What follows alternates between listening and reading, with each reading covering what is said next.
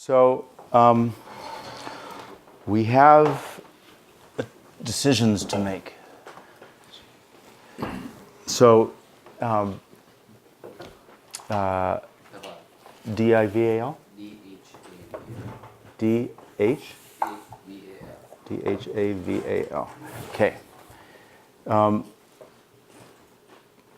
Between Evangelos, Michael, and Deval, and myself, the four of us will determine how to proceed with this last dialogue series.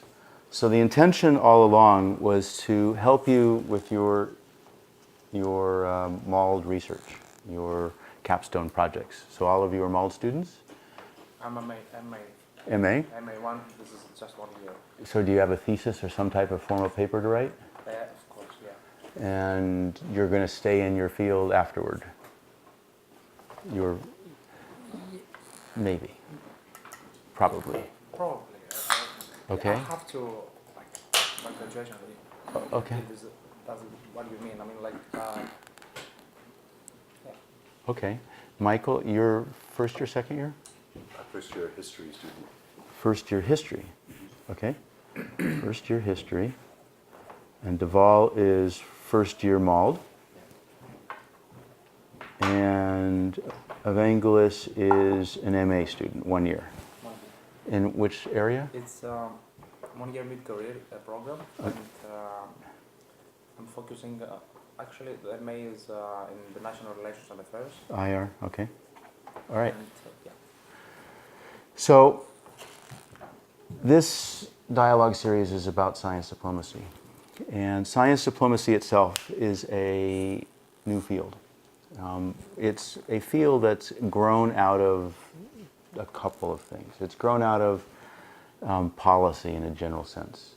It's grown out of diplomacy in a general sense. And it's grown out of science and technology and its relation to diplomacy and policy. So the field itself is not an academic field. It's a field of practice. So that's the distinction. So an observation is that policy is a product, whereas diplomacy is a process. And so what I am trying to share here is the process. And the process is relevant to whatever field you're in. So, oh, no, it's a problem. It's good to, yeah, no, we're balanced this way. This is good. So what I'm trying to do, and in the spirit of international, interdisciplinary, and inclusive, so the world we live in is complex. The complexity exists at global to local scales. And the challenge is to contribute to informed decisions at global to local scales. And so we have some guidance. We have guidance from the United Nations Sustainable Development Goals, which give us 17 flavors of activities to contribute to at global to local scales. And the process of contributing, the activity of contributing at an international, interdisciplinary, and inclusive scale, which I use together to define the word holistic. So you've heard of holistic in many circumstances, but it's largely it's sort of an inclusive word, but it doesn't have any definition. And words without definition become jargon. That's the risk of words without definition. So people may think that this has a lot of importance, but then you say it and it becomes overused, and it has no meaning unless you give it definition. So to avoid words becoming jargon, you have to give them definition.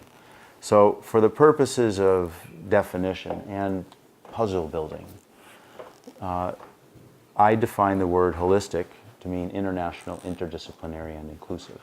And then with that, holistic becomes a very important key puzzle piece.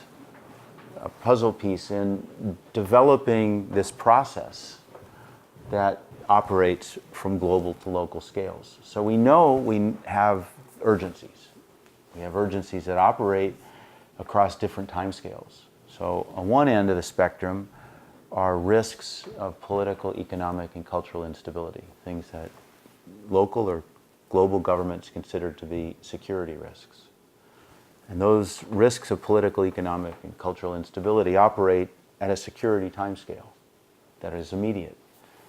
But at the same time, we have urgencies that involve balance between economic prosperity, environmental protection, societal well-being, the things that are relevant to sustainability, which operates across generations.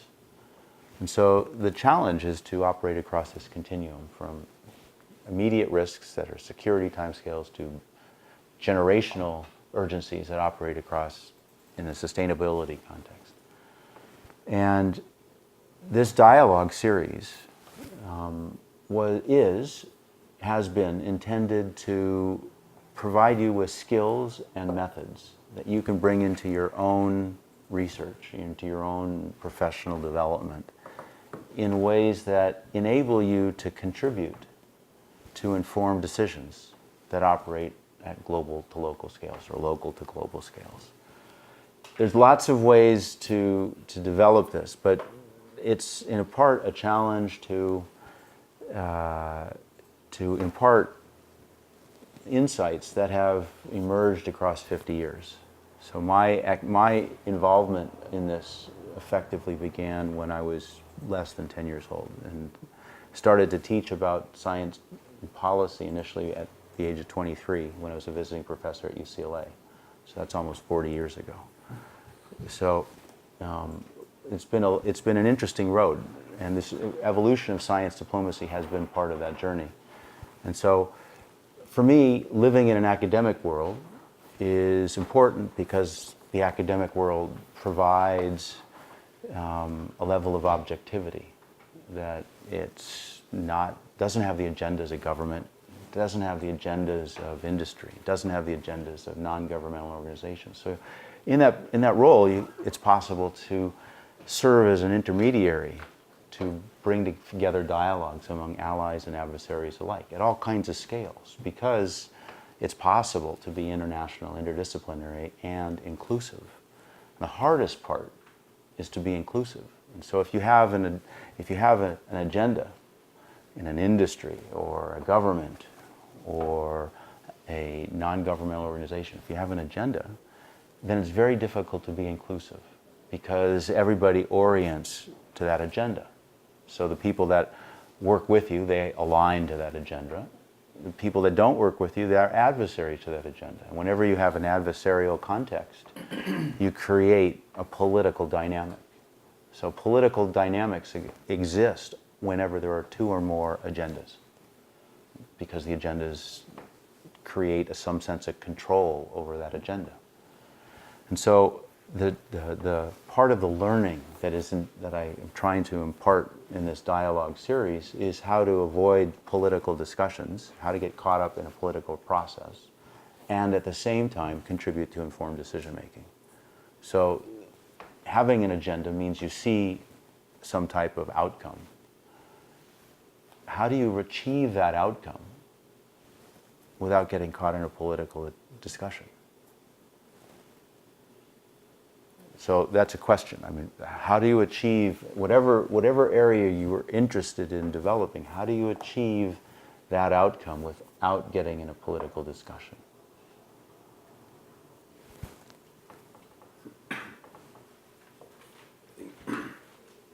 Defining terms at the start of the process is very important, and it kind of goes with setting parameters for the discussion. We were kind of talking about bias earlier, and I think kind of if you can try to set parameters for the process that you're trying to help unfold, acknowledging your own biases and setting your terms and kind of indicating very clearly what you would like to see happen, it helps kind of put limits in the discussion and helps at least ostensibly keep it on track. So in terms of defining terms, when you play a game, what's the first thing you do when you start the game? You read the rules. Yeah. You read the rules. So imagine a game that you're playing where you have the capacity to define the rules. what would be the outcome? Yeah. I mean, I don't think it's just me setting the rules. I mean, I think it's a process in itself to create a set of rules that everyone agrees on. Correct. So, so if that's true, then how do you create the rules that everybody agrees on? Finding common base, common ground, and establish like rules that all members would agree. For example, Okay. or basic fundamental, let's say. So if everybody's going to agree with these rules, how do you achieve that? What do you need to establish? Common interests.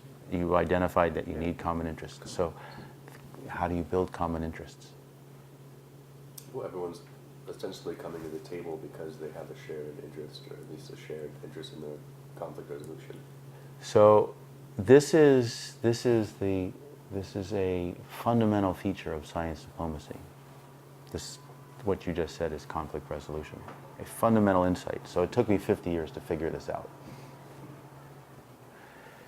Basically, the approach that is generally taken is conflict resolution. And the reason there's conflict resolution is because different entities have different agendas. And your agenda, even if it's aligned with my agenda, is going to be different because it's your agenda. So, and often the agendas aren't aligned. So the approach, the negotiation strategy, so it's a negotiation. So it's some truths involved in this discussion. You don't get what you deserve, you get what you negotiate. You don't get what you deserve, you get what you negotiate. So how do you negotiate? How do you negotiate something that is in your best interest as well as the other person's best interest? How do you negotiate that? How do you build common interests? How do you make a pie that is big enough for everybody to enjoy?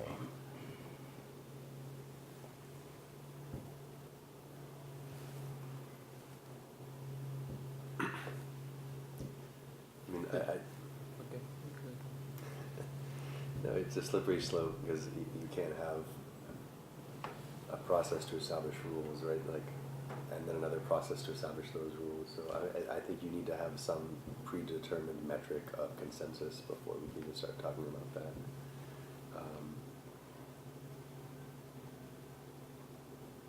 Yeah. Just I would say that you can add more elements, of upon which like can establish these rules. I mean, like you can try to figure out what the interests of the other members, for example, and try to build not a specific common ground or non-specific element, but you can add more elements, so you can like as you said, like enlarge like the pie, make big pie, and so every member can find like common ground on things, even like the most of the things. Those there might be consensus or compromise, let's say, in certain things. But So, please. I think you just define the scope of the pie as you mentioned it, by including the absolute necessary thing that each party would want. Otherwise, there will be no point of negotiation because if one of the parties will not get the absolute necessity that it's looking for, you probably won't complete the pie. So how do you get a sense of what the party wants? I'd want to simplify it and say that you write the absolute necessary things that they're looking for, and why are they looking for those things. And I think after analyzing both these factors, you'll be able to understand why these parties need what they need. Okay, so now you have to get a little more abstract in this, because you have an agenda. You have something that you'd like to accomplish, like to lead to an end point. How do you position that? Where do you go? Who do you talk to?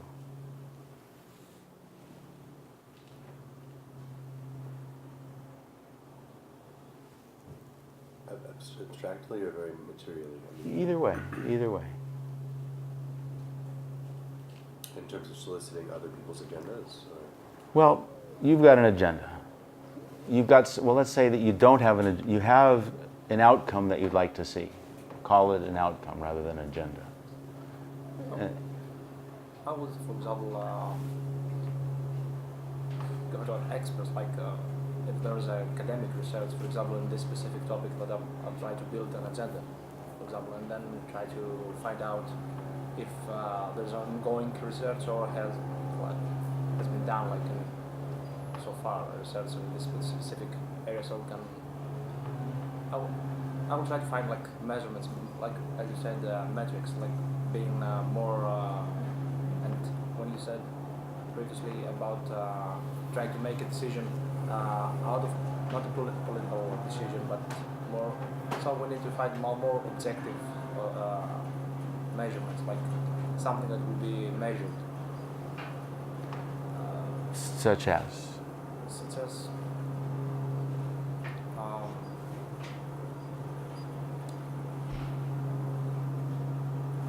I mean, academic research, for example, is based on something that can be measured. I don't think. So imagine I'm a policymaker. Imagine that I'm a foreign minister of a government. I'm a foreign minister of government, and you're talking about academic. I don't care about an academic. I have to make a decision that's going to affect 20 million people in terms of their life. If there's going to be like we can measure the rates, the death, for example, deaths in terms of epidemic of disease. Like Correct. This is can be measured. Or the crime rates, for example, if we have to make a decision on policy in terms of how to diminish the crime rates and robberies or stuff like that. This is crime rates. This is measurements. So we can make a decision more objectively when we take into consideration this metrics.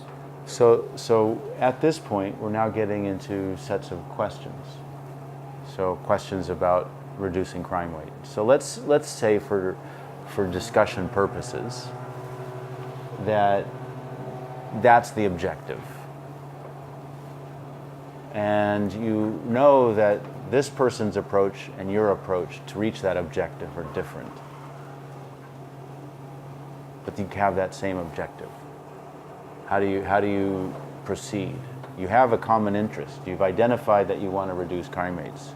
Your approach is to put guns in the hands of the principals of every elementary school in the United States to prevent the guns from coming into the schools.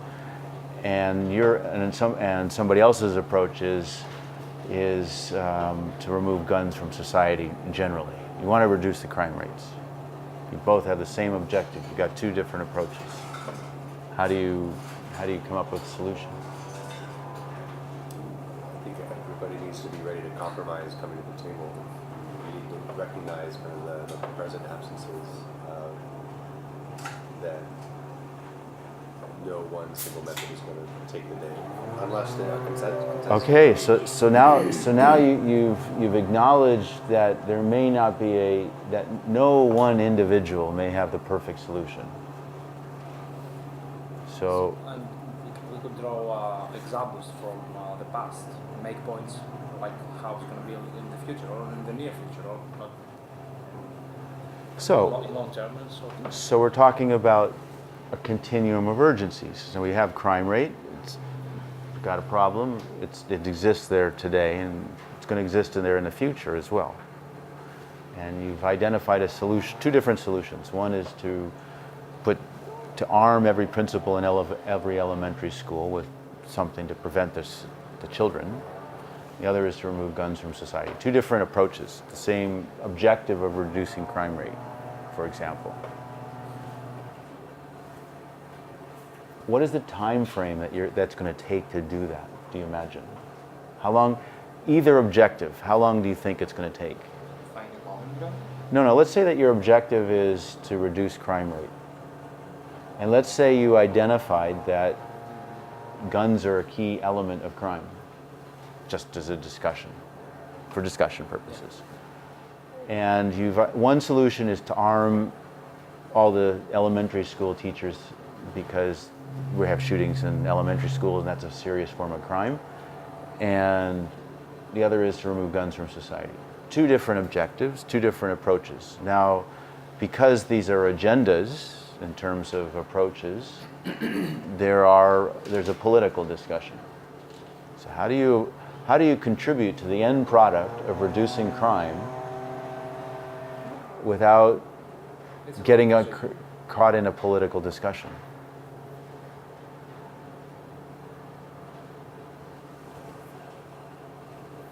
I think trying to avoid the political discussions in this, as you mentioned earlier, is we have to be more objective and have measurements instead of like.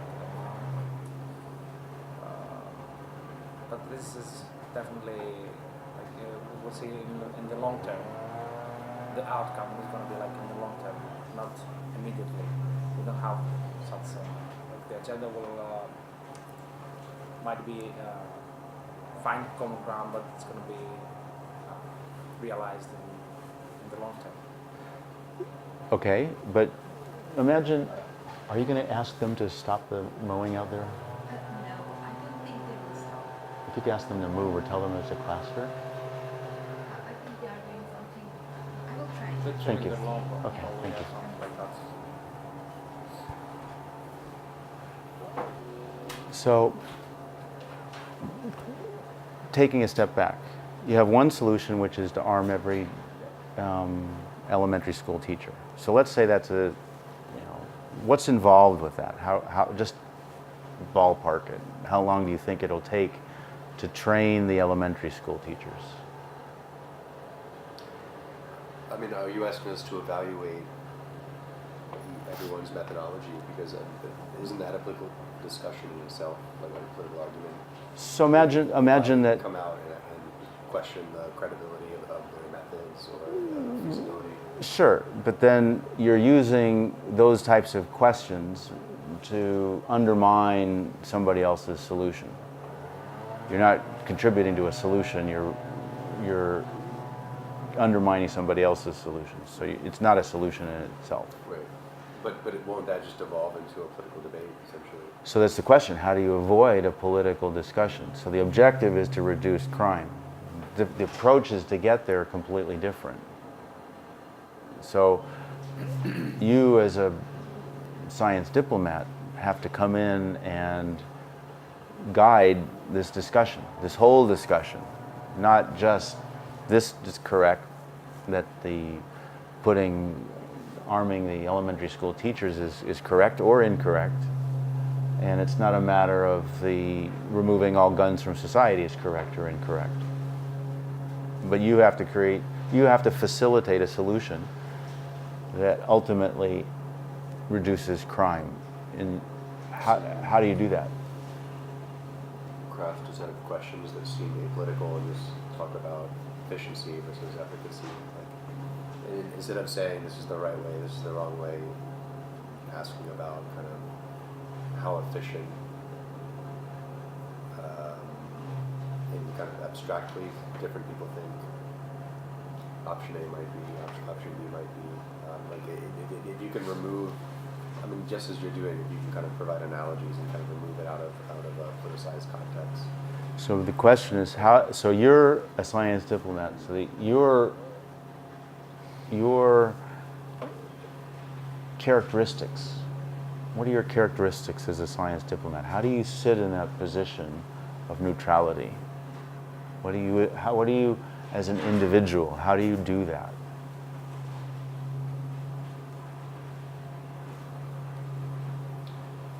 I want to determine what are the factors that are pushing such an approach. Let's say we have two approaches here. One where a person saying that we need to have guns with every school professor or teacher. The other approach is just abolish the use of guns.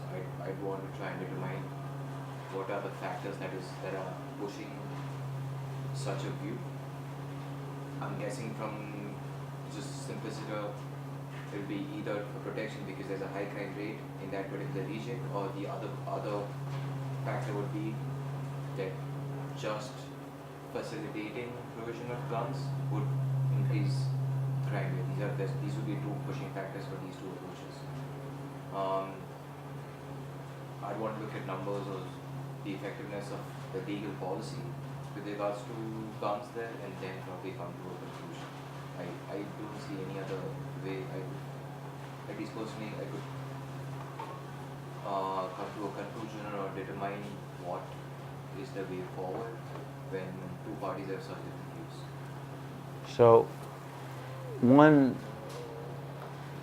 But you as an individual, with parties that have different views, what are your characteristics? What allows you to serve as a neutral position in this discussion? You can win trust. I mean, whatever framework you apply, you have to apply to every single party in the room. And in that way, you're not showing bias to any one party. I think it is helpful maybe to bring up your biases up front, but then whatever questions you set, whatever frameworks, apply them to everyone. So this is the challenge of being inclusive. So inclusive means that all options and all perspectives are on the table to be inclusive. And this is where agendas happen. Agendas say, well, these options aren't on the table. So how do you as an individual, what are your characteristics to be able to sit in that position where you can be inclusive? You can include all options. What are your characteristics? How do you get to that position? Having no preconceived views on this particular topic. Yes. So, in a sense, there's a level of intuition that has to be involved. What does the intuition look like? What is your intuition? How do you serve in that neutral role? What does your intuition look like?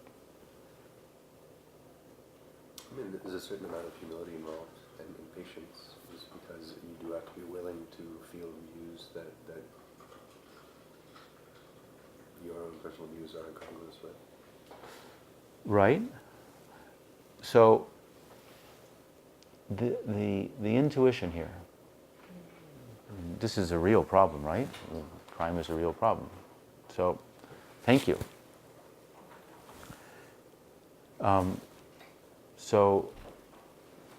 And we have these different perspectives, these different agendas. And we have a political discussion about one agenda versus the other agenda. What's lost in that discussion?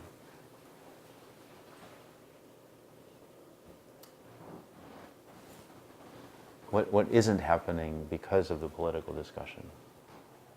I mean, moving towards an outcome and any real progress in the process. So if that's true, if there isn't any real progress in terms of that outcome, how do you serve in a sense, as a neutral broker in this? How do you facilitate? If you've got a political discussion, then there's a wall between the two sides, and there's no progress. Progress is back and forth in terms of undermining the other person's credibility or inflating your own credibility. To be willing to compromise and accept that even incremental progress is better than no progress. Part of it, incremental progress, but then you get to this concept of a continuum of urgencies. So you've got security timescales and sustainability timescales, so this increments of progress.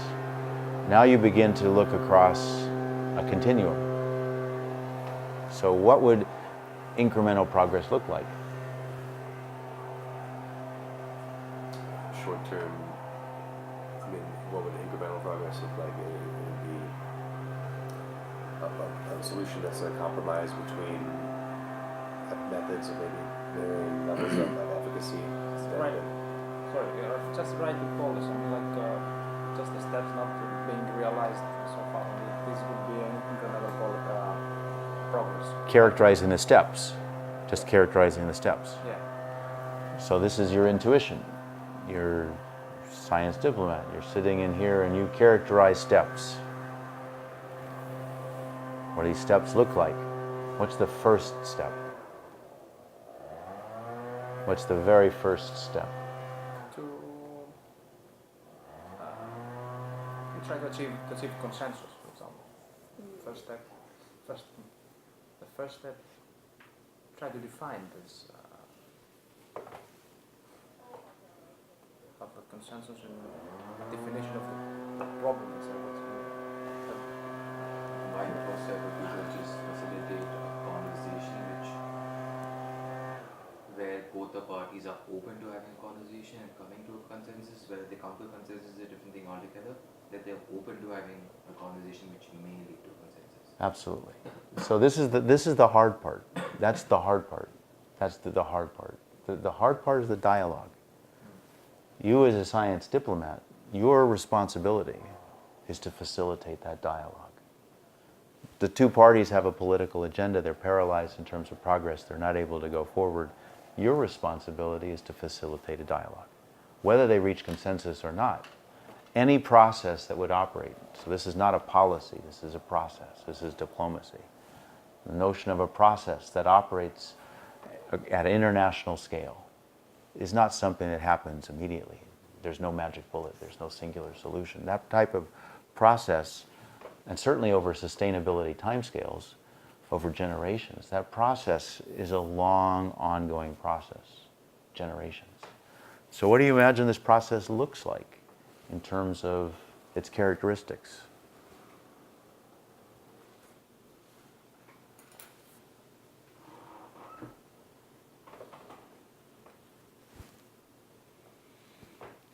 As in, how does that dialogue look like? Yeah. So the dialogue and the process, how are they different? Or are they the same? I think dialogue is part of the process. Okay?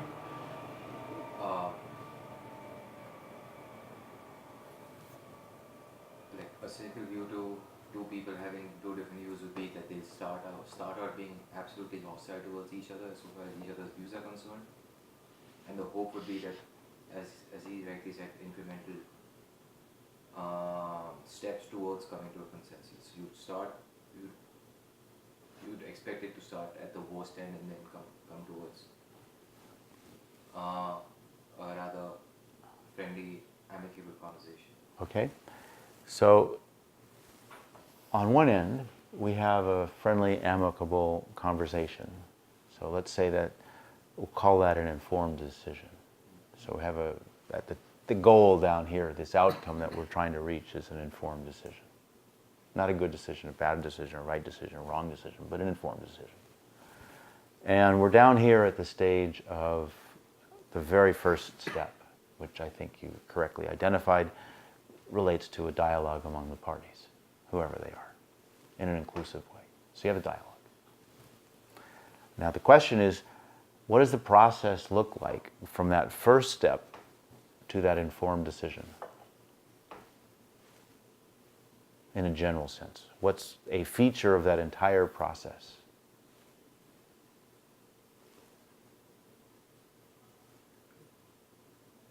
It's not going to be easy, like, for example, but, trying to facilitate or trying to achieve consensus, and not even to achieve an informed decision. And so as a facilitator, I think just to start off, the fact that everyone's still at the table, I think is very important, and so you can continue to frame the process and discussion with that there is a unified goal in mind and a much longer term goal in mind. I think we can define our terms and characterize our steps, and then kind of furthering that. I think outlining that continuum is very important as well, and showing that there are short-term and very, very long-term impacts, and that something inconvenient in the short term can have much more magnified, important long-term effects for all parties involved. So, I think with every step in the process, having a facilitator that underlines how far we've come and what the implications are kind of on a grander scale is important and helpful to kind of underscore progress. So this progress, what would be a characteristic of the progress? We're trajectory rather than progress. or the trajectory. What would be a metric of progress?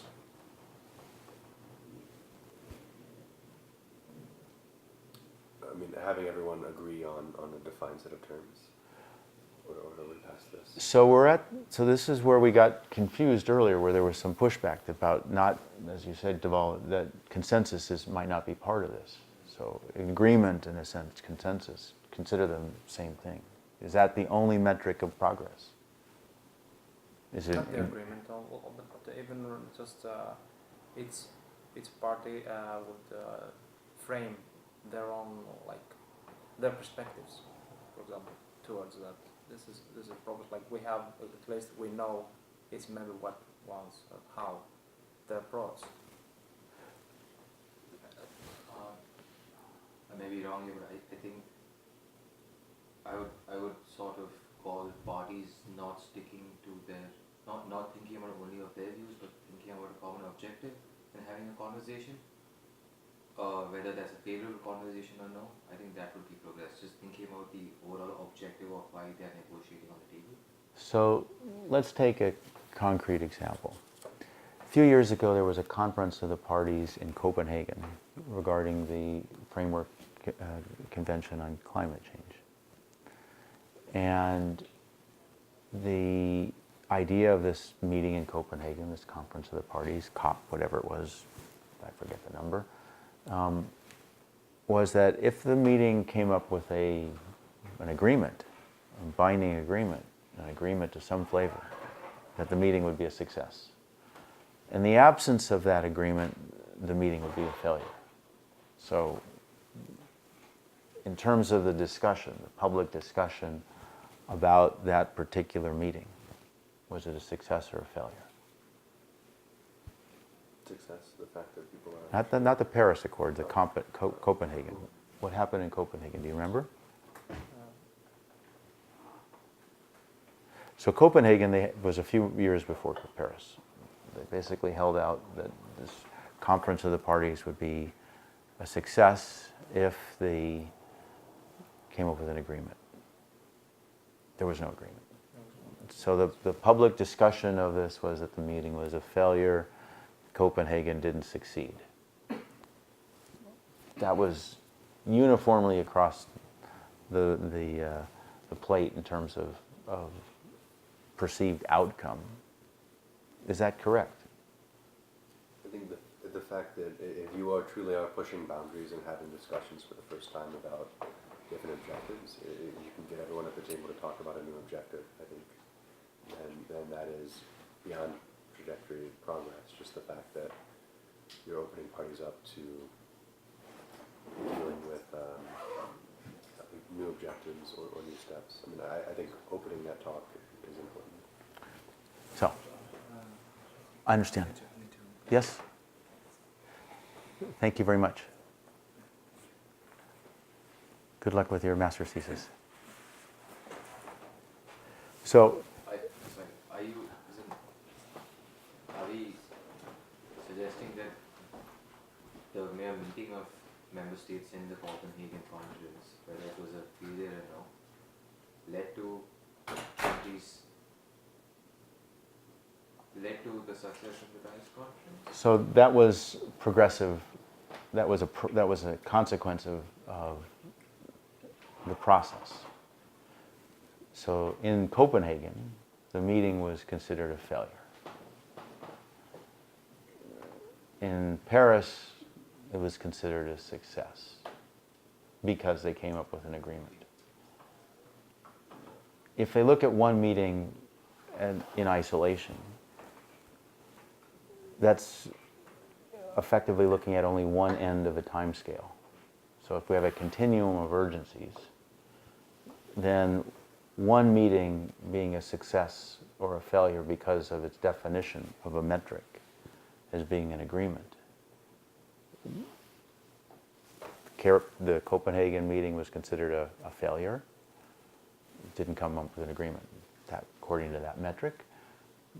Same metric, meeting in Paris was a success because it came up with an agreement. Now, What's the long-term objective in both those discussions? Deals with the Framework Convention and climate change. So what's the long-term objective of such a convention, for example? Reducing environmental degradation. Okay. International cooperation to do that. So they talk, it's climate. And climate operates on a planetary scale. So the Earth has a climate. Mars has a climate. Jupiter has a climate.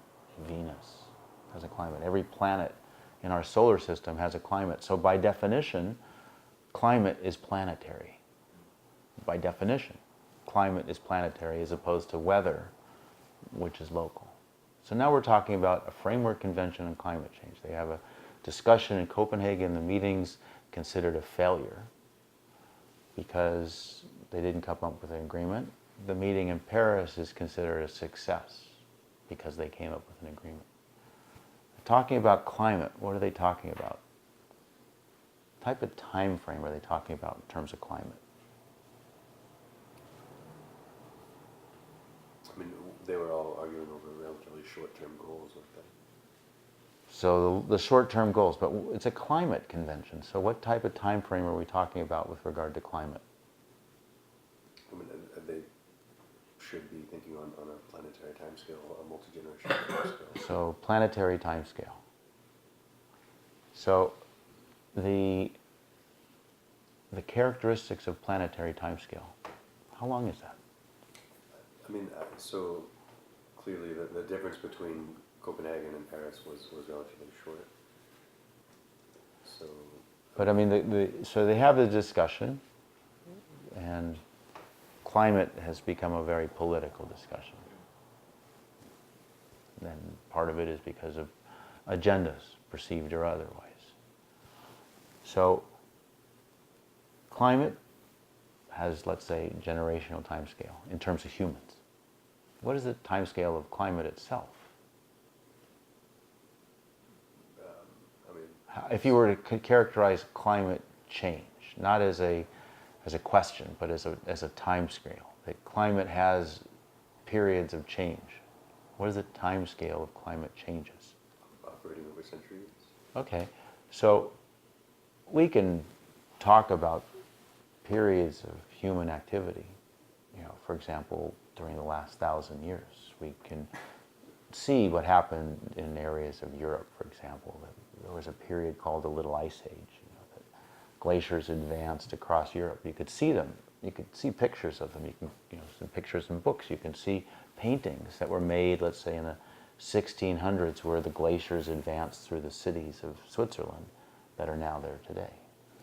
There was a Little Ice Age. And we can go and we can assess, for example, prices of commodities like wheat. I can see that wheat, the relative price of wheat during that period is relatively high because growing conditions for wheat were much more severe than they are under a more warmer climate. So the growing conditions changed.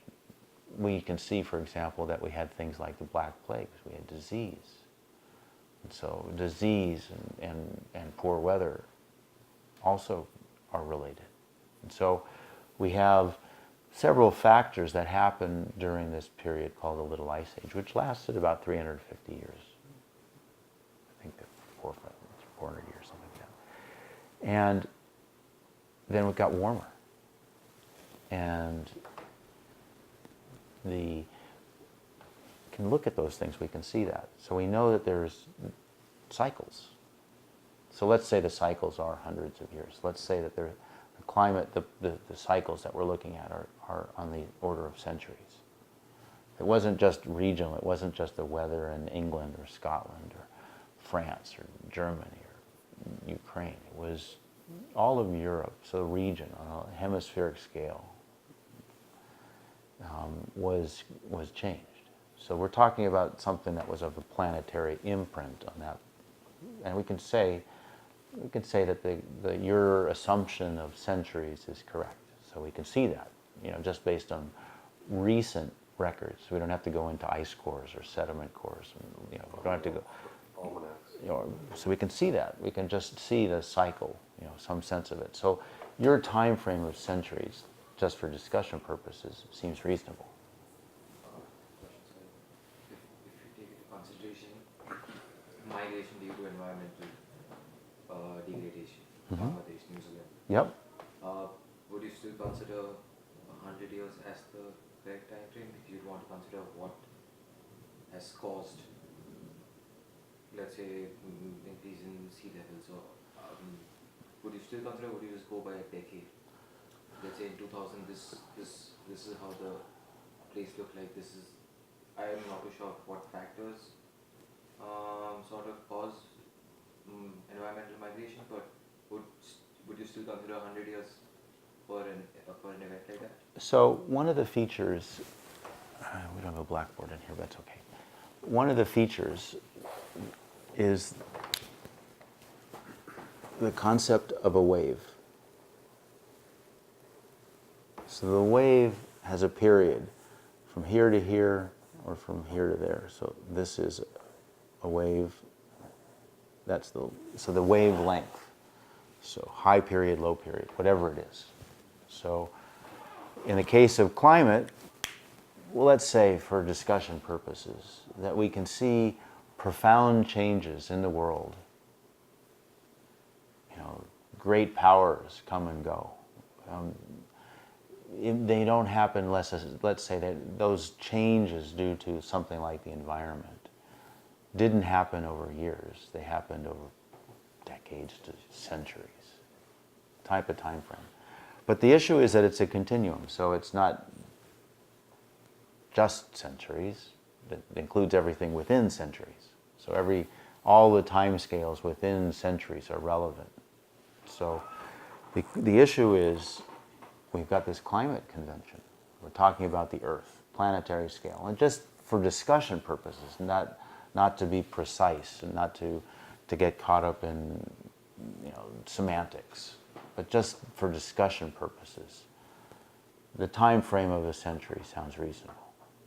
So imagine that we have a climate convention, that it's global scale, because we're talking about climate, international convention, and we're discussing the notion of operating across centuries. So by definition, the climate convention is operating across centuries. So we had a meeting, the Conference of the Parties in Copenhagen, as part of this process with climate, which we just agreed operates across centuries. Meeting of Conference and Parties was held out as a failure because of the metric that there was an agreement. There was no agreement in Copenhagen. A few years later, 2015, there was agreement in Paris. The meeting was considered a success. So the time frame of this process we just talked about relating to climate is centuries. So if you imagine a process across centuries, what does that process look like? It's going to be tens of meetings held decades apart or years apart. Different meetings and kind of discussions themselves are going to make up a longer tapestry of a process that has a trajectory. Keep the word tapestry and things like that. Those are excellent words to use in discussions. They convey meaning, but they're artful. So use those when you have discussions and you facilitate discussions. Use words like tapestry. It's not conventional. It engages the mind. So just as a pedagogic type of concept. So we have this process that operates across centuries. We're building this tapestry. What does this process look like? What does the process itself look like? You're the science diplomat. You're in the position to drive this process. You're not talking about science policy. You're not doing this from an academic perspective. You're not trying to analyze this. You're trying to help the process. You're trying to build the process. What does this process look like? What are the characteristics of the process? It would be a series of summits with each and encouraging goal setting on an increasingly larger scale. Okay, so this is a series. The series is ongoing. So if we go back to Copenhagen and we look at some of the other metrics that weren't considered in the newspaper as part of the metrics, they were held out as data. The data was just there. You know, the questions about leading to a success, they had the data, but they weren't used as evidence. They weren't considered as evidence because the evidence involves some understanding of the institution. So they weren't considered evidence for the institution. The evidence was formed in terms of a different set of data. The data that was used to form evidence that was for whether this meeting was successful or was related to whether they came up with an agreement. But they had other data. So part of being inclusive means looking at all of the data. So if you're selective and you say, this data is the only point that's relevant, then you're being exclusive. That in itself is a danger. If you want to make an informed decision, the process has to be driven by inclusion.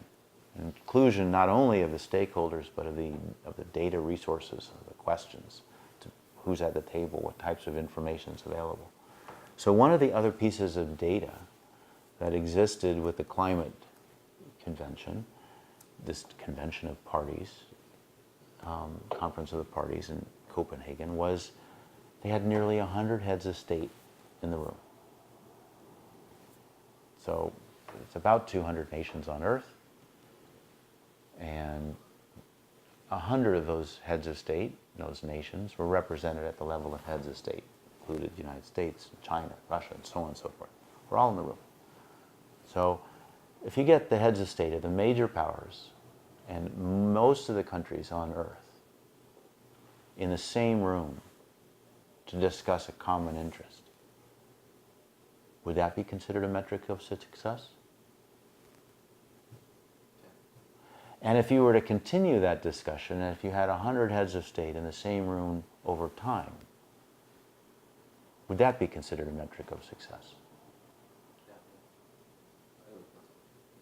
So part of this whole activity, characterizing metrics of success, is relevant. One metric alone may not be the answer. It may require several metrics, different types of progress measured in the process. With the Paris Accord, now we'll go to a different step. Now the Paris Accord, they came up with an agreement. Now I'm a climate scientist by background. The most significant driver in the climate system, by far, most important, is water. Water is the most important. So we have ice sheets go up and sea level goes down. Sea level goes up and ice sheets go down. And the conduit is the atmosphere. So we have water in its gaseous phase. We see it in the form of clouds outside, fog. That's water in a gas phase. See water in the ocean. That's water in a liquid phase in the rivers and lakes. We have water locked in the ice on Earth. It's in solid phase. Climate system basically goes from warm phase to cold phase. And that's over much longer time scales. That's on the order of 100,000 years. And we can measure that with different things. But water is the driver in the climate system. So we have basically two primary phases. Warm phase where it's liquid predominating and cold phase where it's growth of the ice sheets. The last 17,000 years, for example, where we're sitting would have been under a mile of ice. Just for example. So the North America, under a mile of ice. You can imagine looking 5,000 feet up in the air, and all of that's covered by ice. When all of that water melted off of that ice sheet into the ocean, the Laurentide ice sheet, into the ocean, sea level went up on the order of about 120 meters. I mean, do you find, just to kind of break out of that narrative, is it difficult to get heads of state, representatives that you work with, to think in terms of hundreds of thousands of years? Like, I mean, I think centuries alone is difficult enough, especially for countries that have only been around for a certain number of centuries. So this is part of the problem, is that with scientists, they get caught up in the numbers. So absolutely, you're absolutely correct. You know, the intermediary, the science part, means you understand some elements of the natural system or the social system. You understand concepts of change, which mean you understand different levels, different periods. You can think about things that are subsets of that in the process. So there are littler waves and bigger waves and so on and so forth. So part of this as a scientist is, whether you're a natural scientist or a social scientist, they're both measuring change. Whether you're studying indigenous knowledge, you're all studying change. Just different methodologies. Measurement of economics has certainly changed, and just as relevant to understanding how the world works as to the atmosphere in terms of motion, climate change. So different features of change. You as a scientist understand change. So you're in that position. You're also a diplomat. So you're in a position to navigate between adversaries and allies alike. The characteristics of this, you've identified that a feature of this process is dialogues. And perhaps even a metric of the process is the dialogue itself. Not the outcome, but the dialogue. So you've got a process that's operating across centuries. The relevance of the water part is where these types of discussions get confused. Okay, see you soon. Is where these types of discussions get confused. The water as an element of the climate system wasn't present. The word water wasn't present once in the Paris Accord. So you have a conference of the parties that came up with an agreement. The meeting was considered a success. The word water wasn't included in this conference of the parties once, but they're talking about climate. And we know that the primary driver of the climate system is water. So what does that tell you about the agreement? Problematic. Devoid of absolute foundations of what they're trying to tackle. So can you ever have an absolute? Can you ever come up with an absolute answer? It just builds a foundation for the next process or the next summit. So this is part of understanding your role as a science diplomat. It is understanding the patterns and the trends that exist and understanding how they create a level of common interest. So whether it's whoever the parties are, whatever their interests are, understanding those patterns and trends gives you insights that helps you navigate. The navigating ultimately comes back to the process itself. What does the process look like? If it's going to operate from the present, we're going to deal with climate, and we said just for discussion purposes that climate operates across centuries. The process operates across centuries. What are we doing across centuries?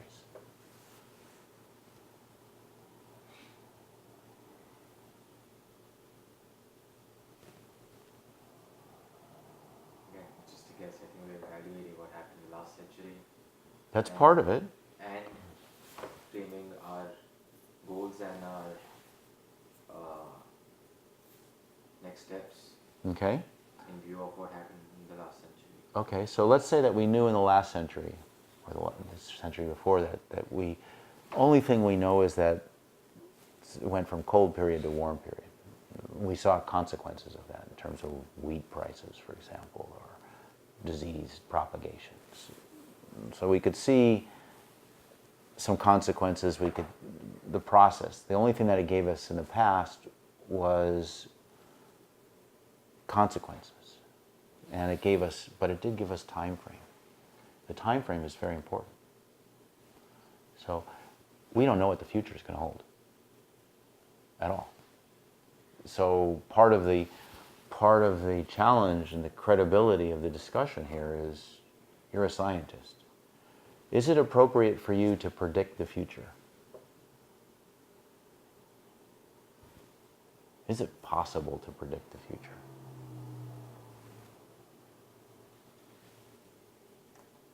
It's indicative, not conclusive, I guess. That's what I don't know how this works, but I'm just assuming that on basis of numbers and gravity predictions, probably they would be able to give some indicative idea as to what the Earth is going to look like in next 50 years, 100 years. And do you think that's incorrect? Or that's not how it's supposed to be? This goes back to data versus evidence. Yeah. And the predictive modeling can provide some. It's data and it needs to be kind of interpreted and framed. But in a sense, you're trying to get the world to collaborate with itself through time, right, and effectively build off prior solutions and prior actions. Because those actions can't be undone no matter what happens, and so it is an act of kind of collaborating through the past. So, well said. Well said. So if you have this process that's collaborating with the past, I like it. I'm going to even write that down. Collaborating with the past. I like that. That's good. Coming from a history guy. So, yeah. No, it's good. But collaborating with the past, I like it. That's good. I'm going to contribute that to Michael. I like it.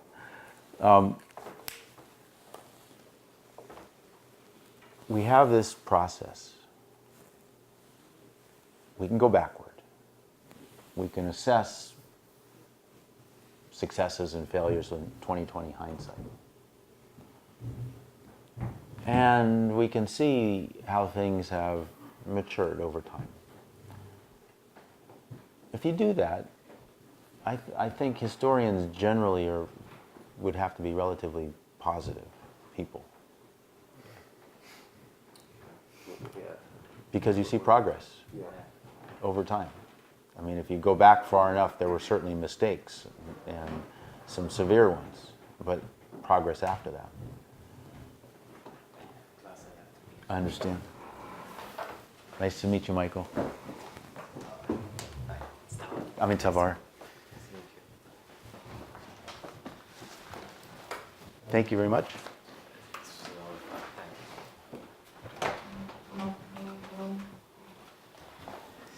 Okay. So we can continue. How are you on time? I'm fine.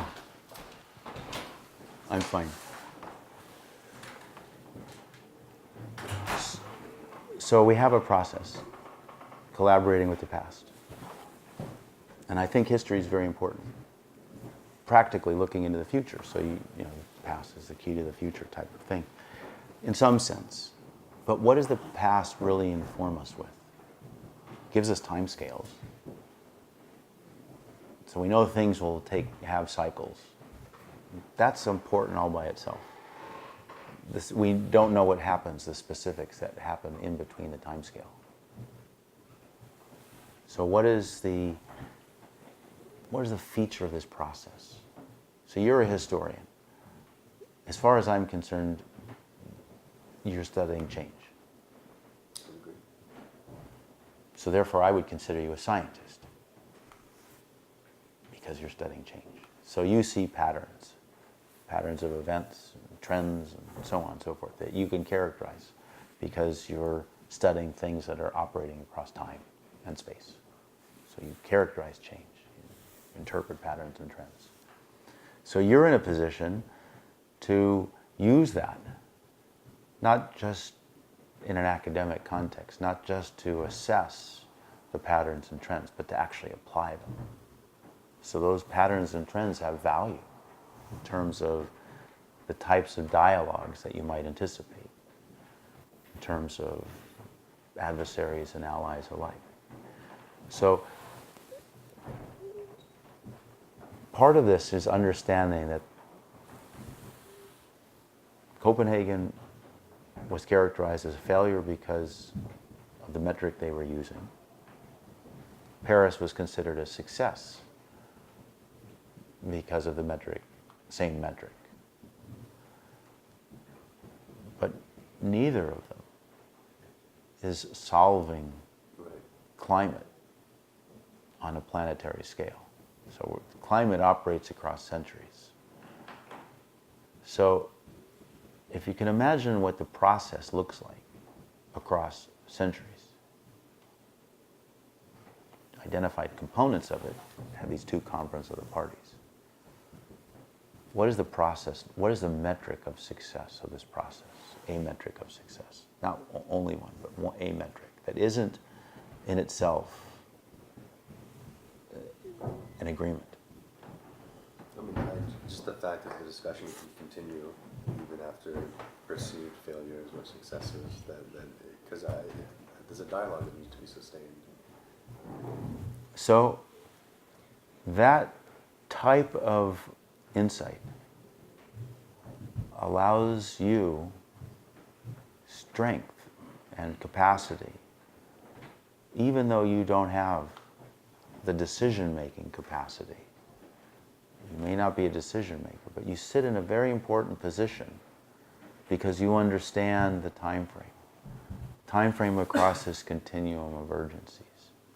And so if your interest is to manage climate responses or impacts that operate across centuries, then you understand that a couple meetings that are maybe in 15 or 20 since 1992 is just a step along a long journey. So if you go back to, with that lens, was the meeting in Copenhagen a success or a failure? No, I didn't think it was a success just because it led to Paris. I mean, it showed sustained interest and people coming back to the table. So this is part of the patience that's involved. If you're operating across sustainability timescales, there has to be a set of patience. Part of the problem with the political timescale is there's no patience. There's no patience at all. It happens. It's a reactive environment, and there's no patience. And a consequence of no patience, individuals becoming impatient, what does that do to their psychology? It makes them aggressive and combative. Aggressive and combative. So if you want to create a dialogue among allies and adversaries, you realize they're already combative. So how do you dilute that? I think you have to be willing to compromise kind of on your part too. I mean, I think it's important to kind of stress the larger framework, the larger time scale, but I think also compromising somewhat between the facilitator and the attendees. I know that you're trying to take yourself out of this, but I do think kind of recognizing their position in trying to have very short-term goals and kind of short-term reactions as well. So part of the challenge in a general sense is short-term reactions is to move the needle from the present further into the future. Right, which just goes back to I mean, I objectively, I realize that, but I think I'm curious as to how successful that has been in terms of getting leaders to look, I mean, even 50 years far afield is not particularly far into the future, right, for kind of this. And so it's easy to say 2025 goals, 2050 goals, but I mean, even that is very short term. And it's arbitrary. Yeah, and completely arbitrary. A nice round number. So. So it's completely arbitrary. So you don't want to be arbitrary. So one of the features that the concept of generations provides is it's flexible, but it's not arbitrary. Generations is very specific. Your progeny, your grandchildren, that's very specific. I mean, you don't know exactly how long they're going to live, but you can say, for example, that the children born today are going to be alive in the 22nd century. That type of thinking. And so other dates are just arbitrary. So you've got a process now that operates across centuries. If each of this, based on what we just discussed, is a dialogue, a sustained dialogue. And the dialogue is, the success of the dialogue is represented by who's participating. So we have this dialogue and we have the time frame. Now, what happens if some of the parties in this time frame decide to step aside from the dialogue? I mean, in terms of your role as facilitator and moderator, Yes. I think the conference organizers can certainly try to get them to attend, but you have to let that happen. I think. So you're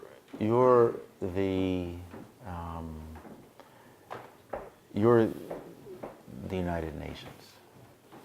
You're facilitating a discussion about climate. And some of the countries want to participate, some of them don't, at the moment, as of today, for example. Mm-hmm. But you've got a process that operates across centuries. What does that mean if you have some that come in and some that go out? I mean, in a span of 20 years, very little. I mean, if someone withdraws for a 60-year span, then I think it's kind of more important. But in terms of countries kind of coming in and out, I think politically you can use incentives, but there's also aspects to look at, like honestly population size. I think you can incentivize people joining the table and joining the discussion, but it's not, there's really no way to force them, and trying to kind of co-opt them into it only makes groups more antagonistic, right? So this is where the diplomacy comes in. So you as a science diplomat, I was asking what the characteristics of a science diplomat are. Are you a decision maker? You're not a decision maker. That's a very important insight. You're not a decision maker. So if you're not a decision maker, what are you? Either. What do you make? What do you? I mean, you're a facilitator or an observer. Is that the only thing? I mean, you're an active citizen. And what do you do as an active citizen? You can try. I mean, you have the ability to engage the decision makers. You engage them. How would you engage them? What do you give them? What do you give the decision makers that's a benefit to the decision maker? I mean, within your own party or country, you're voting. No, just you as an individual. As an individual. Hmm?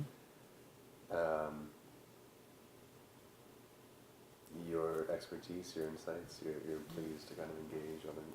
Yeah, but if you're pleading for something, then you've got an agenda behind you. Yeah. So you're not pleading. You know, how do you take your insights and give them to a decision maker in a way that's helpful for the decision maker? It's the only reason they're going to present evidence and I guess I'm just not clear in terms of a party that doesn't actually want to engage. Like No. So you want to engage? No. But this is to convince a country that doesn't want to come to the table. You're saying. Well, convinced or not, that's not your responsibility. Right. Okay. You're not a decision maker. So for you to convince a decision maker assumes that you have some decision making capacity. Well, not decision making, but isn't it in? I mean, is it too much of a stretch to say that it's in a global interest for all countries essentially to be involved in these talks? I mean, is that a decision in itself, or? Well, that only is a decision if the global set of countries makes that a decision. And that means all of the countries. Yeah. So let's say that all the countries have made that decision as reflected by the Framework Convention on Climate Change to begin with in 1992. Then they had an agreement, a conference of the parties in Paris, for example. So that was a step after they created this Framework Convention that they would have a series of conference of parties. So the Framework Convention was established. They came up with this concept of conference of parties as a consequence. And then they measured the success of the process by agreements. So we're here thinking that there are other metrics of success that may be as important, if not more important, that the ongoing dialogue among the various parties, the conference of the parties, is a metric. So now you in this discussion as a science diplomat, you as a science diplomat are not the decision maker. So if you're not the decision maker, how do you contribute to the process?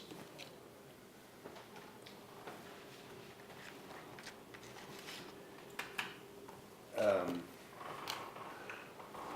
mean, this isn't happening in a vacuum, right? And Right. You can indicate your own hopes. I mean, again. So this is where the notion of evidence and options comes in. So you were here in the last lecture, so the pyramid. So you would advocate laying out different options and kind of possible outcomes that would come with it, so not reserve it in the future, but So this part here, the options and the evidence, they're introduced without advocacy. So recognizing that you're not the decision maker is important. That means that it would be inappropriate for you to recommend anything to the decision maker. By recommending something, you're coming from a position of an agenda. So, but having more options is a benefit to the decision maker. So you think just floating the options and evidence out there? Being in a position to float the options in a way where I tell you, as the decision maker, look, I'm just a science diplomat. I have no capacity to make a decision, but I can introduce options to you. You as the decision maker, I respect as the decision maker, and these options can be used or ignored explicitly. If I tell you that these options can be used or ignored explicitly, I have no agenda, clearly. Your choice. These options are purely for you to consider in building your process. And so one of the challenges that we face in this discussion is exactly this. And for me, it is where the basic sense of responsibility comes from. It is at a planetary scale. And climate happens to be a planetary process. So if we're talking about climate, we're talking planetary, which means we're also talking about all of human activity on a planetary scale. And one of the features of human activity is population growth. So all of this relates to our future as a civilization. And as a future that is at a global scale and simultaneously at a local scale, because we're interconnected. And we can see this interconnection by the feature of population growth and growth of the carbon dioxide levels in the atmosphere. Whatever the reasons are, we can see it. And so the sense of responsibility with all of the 17 Sustainable Development Goals is to build into this global interconnected civilization a process that operates on a planetary scale as well as local scales across this continuum, across time, in a way that is inclusive, that is international, that is interdisciplinary. And the characteristics of a science diplomat, what I've tried to explore in this dialogue series, I don't know whether I've succeeded or not. You're the standing person But you've been here to all four, and it's been a pleasure to interact with you in this process. But what I was trying to impart is a sense of this process. And not only that, but the capacity to contribute in a practical way. And part of it is understanding the notion of periods, time. You study time. Those insights are very valuable in terms of the period that's involved, that these things have cycles and patterns. And so trying to predict the future, well, that's pretty unclear. And it's easy to say that I disagree with your future. The past has happened, and we can understand the cycles. Even if we disagree with interpretation of events, we can still see cycles. And so part of this is to be able to navigate the dialogues among allies and adversaries. And by looking at time, you have the ability to step aside from the agendas and to facilitate these dialogues between allies and adversaries alike. So if we're talking about climate, for example, thinking about what's happening across the 21st century is a better framing than 2030 or 2050. Thinking across generations rather than a specific point, because we know that this is an ongoing dialogue on a planetary scale. And so we have to be realistic in terms of the events and the systems that are involved. As you go forward, my interest is to be helpful. So, if the discussion here was of use to you, the dialogue was of use, my interest is to be helpful. This presentation that what I would have talked about today was at a meeting in Helsinki, so I just came back from. And the meeting in Helsinki involved the Archbishop of Finland and the diocese from Russia and the Vatican, as well as some scientists, talk about populations and so on. And we know that science and religion are odd bedfellows. We know that, recently discovered letter from Galileo, written at the beginning of the 1600s, lost for 400 years. Reawakens the observation of what was heresy.